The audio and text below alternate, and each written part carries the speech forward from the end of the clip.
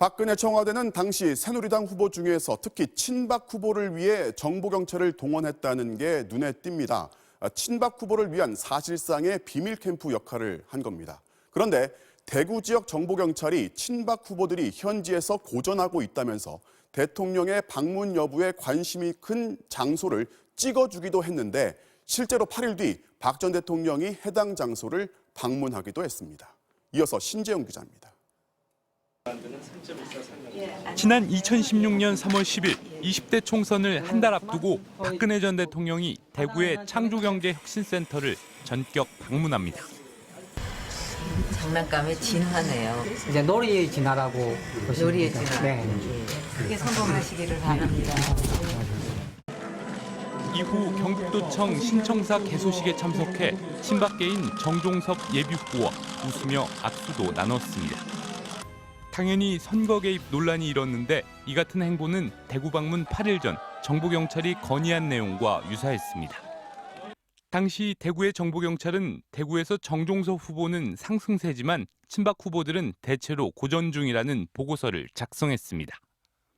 그리고는 우호 여론 조성을 위해 대통령의 TK 방문 시 세심한 행보를 건의하며 경북도청 신청사 등 방문 여부가 관심인 두 곳을 찍어주기도 했습니다. 총선 이틀 전인 4월 11일 정보경찰은 사전투표 동향까지 청와대에 자세히 보고했습니다. 사전투표 참여자들 사이의 오간 대화나 행동 등을 볼 때 지역별로 희비가 교차하는데 수도권이나 경남은 중립 또는 여권에 유리하고 대구는 불리하다는 겁니다.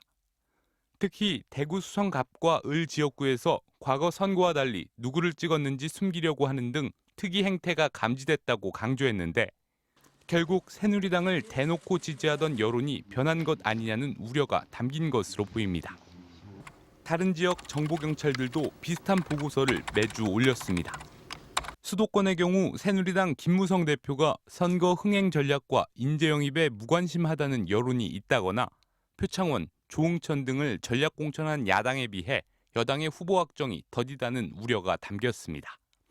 또 보수 언론을 통해 야당 지방 의원들의 부적절한 행태를 부각해야 한다거나 보수단체를 활용해 좌파의 네거티브 여론전에 맞대응할 것을 주문하는 등 정보경찰은 사실상 새누리당의 비밀 캠프로 활동했습니다.